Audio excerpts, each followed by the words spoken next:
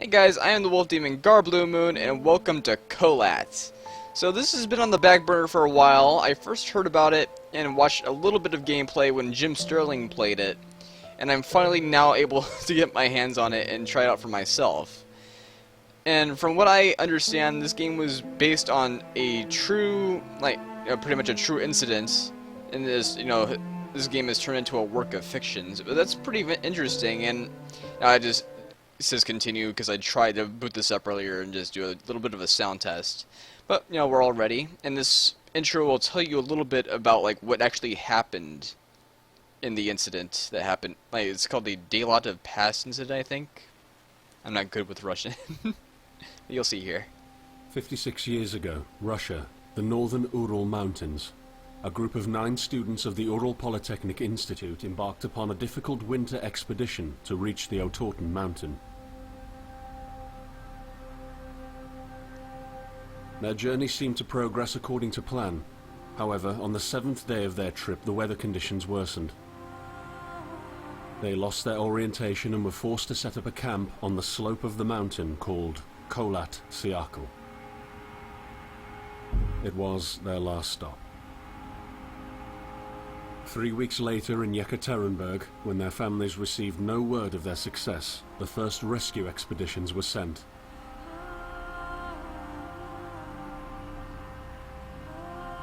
On February 25th, 1959, an abandoned encampment was found. The tent was torn down and covered with snow, with all the group's belongings left inside. Further examination revealed it was cut from inside out. The surrounding footprints indicated the crew had fled the tent. They were barefooted. This suggests a frantic escape, characteristic of people scared out of their wits. 2 sets of prints led to a forested area down the slope. The rescue team found an improvised fireplace and 2 bodies. They were lying in but their underwear, with cuts and scratches to their limbs, suggesting they had tried to climb the tree in panic. What could terrify them so much? The next 3 bodies were found scattered a few hundred meters from the first discovery. One of them had suffered a fractured skull, this despite no evidence of a struggle. It took the spring thaw 2 months later to enable the rescue team to find the rest of the victims. The last 4 skiers were found buried in a thick layer of ice and snow. Their autopsies led to even more bizarre findings. All of the bodies had severe internal injuries caused by an undetermined force, similar to that of a serious car accident. No external damage nor bruises were visible, besides a tongue ripped from one victim's mouth and a strange orange skin color. Much speculation arose from these puzzling events. Such theories included attack from the local tribesmen, from an avalanche, or animals. Each theory, however, only served to create more questions. The truth behind this tragic course of events remains unexplained to this day. What really happened? Maybe the answer still waits to be discovered, deep under the snow.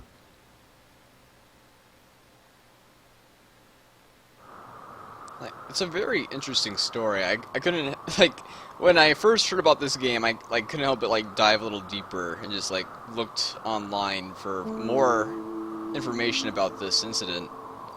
And it's kind of just bizarre, and I really like the direction this game took by actually using a real event and use it to inspire a horror game. Because most horror games are just built of the imagination, I think.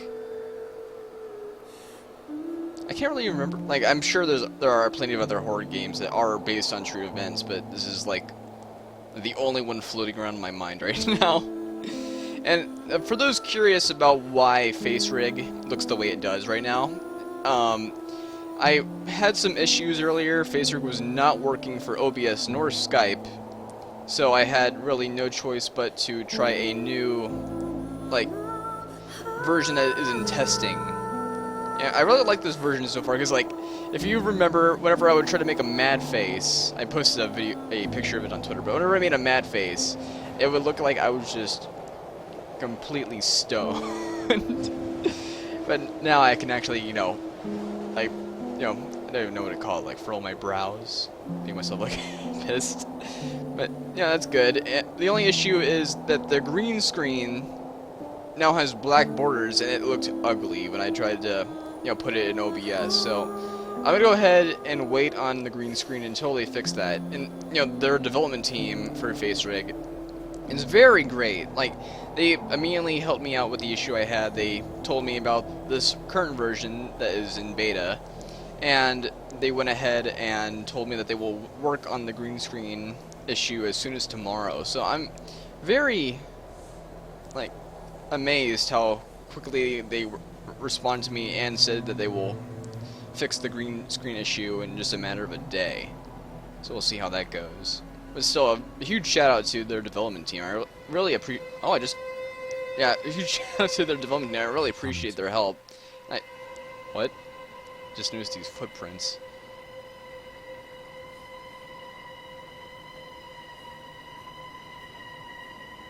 Okay, this is some pretty creepy music. Wait, where'd the footprints go? They just stopped.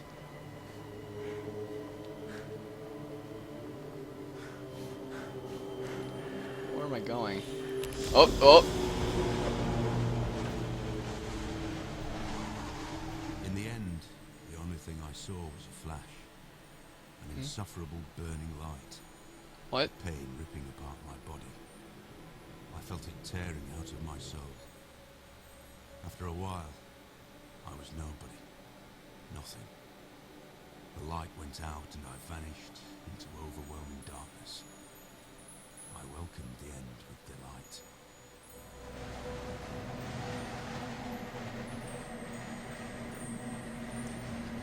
I hope you guys will be able to hear that voice okay. That did sound a little bit on the quiet side, even though I took care of all the sound testing already. Oh, is this the tent? Press E. I am right behind you. Are you? Barely not. Like, who is the voice supposed to be? Because it's clearly not my... Whoa, that compass. It's clearly not me as the protagonist. Or is it? It was very vague, a very vague narration.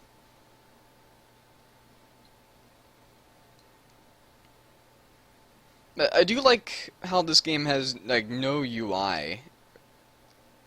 I don't even think there's an inventory besides maybe that map. Have you ever tried to hold on to your humanity? When others convince you of being no more than a subject, an object, which they can bend to their will. When they told you that you were a monster that deserved punishment, and you could really not remember your sins. When they took away your loved ones, leaving you to rot in the dark. The problem is that in their darkness, you have never been alone. What?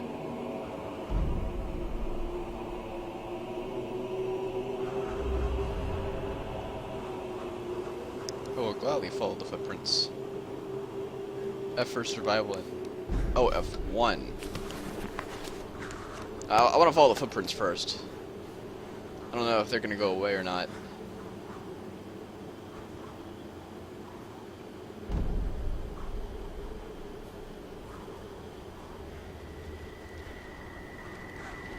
What the hell? The footprints.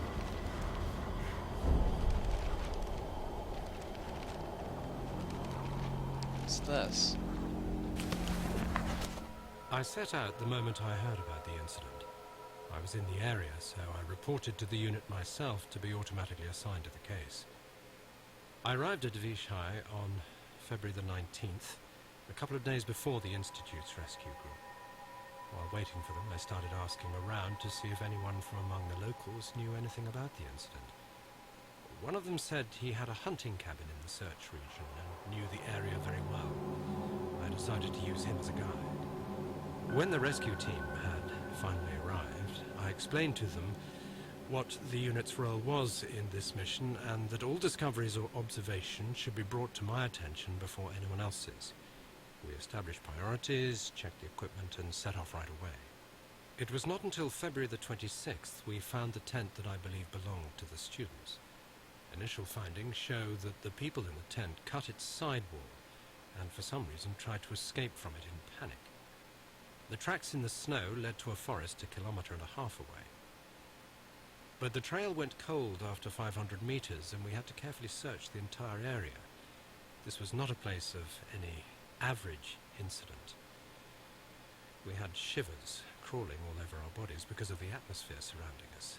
I was convinced that something more than just an accident had occurred here. I had the feeling we were dealing with something unnatural. Well, longer note than anything in Amnesia, I think. Oh.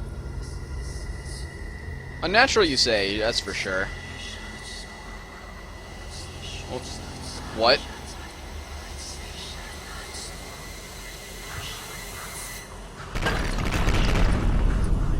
What? What? Wait, this is the students? Let's see if I can try to follow this one as long as I can. Oh, it's getting blurry. What's going on? Wait, I want to come with you.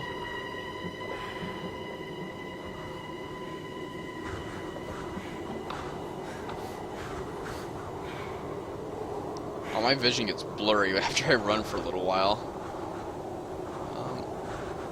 Are the rocks actually there, like, in a place with their tracks? I can't... Like I said, I haven't really seen anything this far. I want to keep everything a surprise for myself. God, you can't see anything after running for a little while.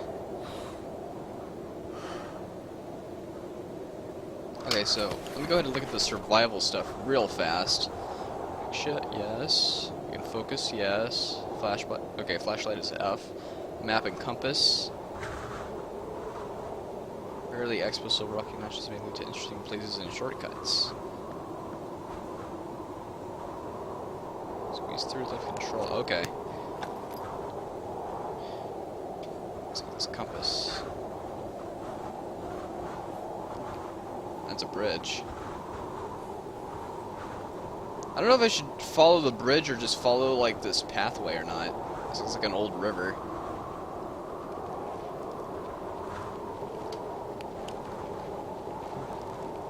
Oh. Okay, wait, so... Wait, where am I on this map? Am I that triangle? Or am I the... Oh, I can't be the triangle. Okay, I apparently went west. I see like a little eye there. That might be the bridge I'm on. And the red is probably right where that weird earth-shattering event happened. Oh! 27 north, 52 east. Wait, is that where I am, or? Okay, no, because there's the tent, and that's where the rock formations were. So let me go try going back that way. 2757. Go ahead and tell me what you guys think of this so far. I might be doing a few jump cuts in case, you know, I can't... Because this is going to take a little bit of a jog, I'd say. Alright, I found the tent. It's 2757. I may want to write these down sooner or later. 2757. Okay, so it's around there. It's like it seems to be like a mountaineer passway. And it's north. So here's the tent. Let's go up this way. So, I don't know what everyone, like, I'm sure a lot of people are, like, just hearing about this event for the very first time ever. But, you know, doing some, like, research on my own, it seems very, very suspicious in itself. Because, like, you know, the victims suffered traumatic injuries, like, and there were internal injuries, so I mean, like, it could have been like an avalanche of some sort. But looking deeper, apparently some of the students had radioactive material on their clothing. And when, like, you know, when after the bodies were recovered, the entire incident was like pretty much all hush hush, all like for no reason by the government in Russia. Well, it was known as the USSR. And looking back at some files, people discovered that there were nuclear bomb tests. Yeah, there were nuclear bomb testing sites going on nearby this mountain summit. So it is possible that that could have been what happened. And am I just lost? Am I just lost? Because there's no pass. Like the camp was right over there, and I do not see any form of pass to go through these mountains.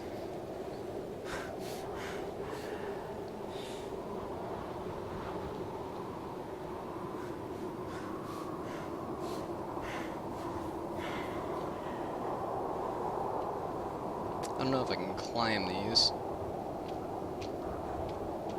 Nope, no climbing. I am stumped. I am just stumped. I don't know what to make of that. There's nothing here. Because looking at the map, there's the tent. I can zoom in. There's the structures that were floating for a little bit. What is that? Yeah, there's the tent, and there should be a pass this way.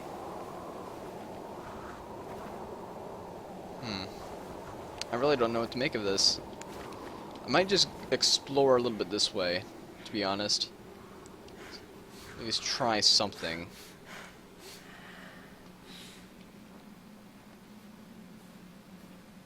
We haven't even seen a monster yet.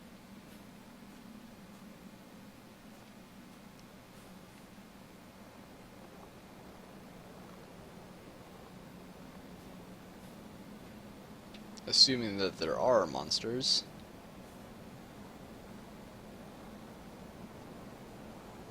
Okay, this looks like something, finally. Yeah, so like I'm in like that northeast corner right there. Just gonna hope this actually goes somewhere.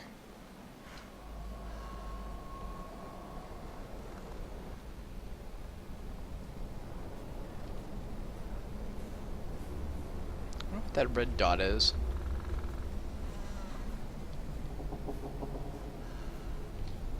What's that sound? Ugh.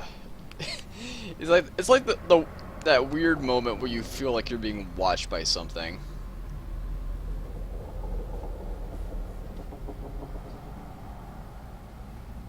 Okay, I'm gonna assume I'm gonna take fall damage if I go down there.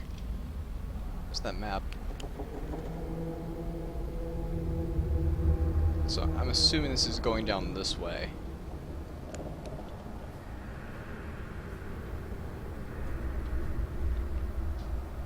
Oop. Of course I died. Alright.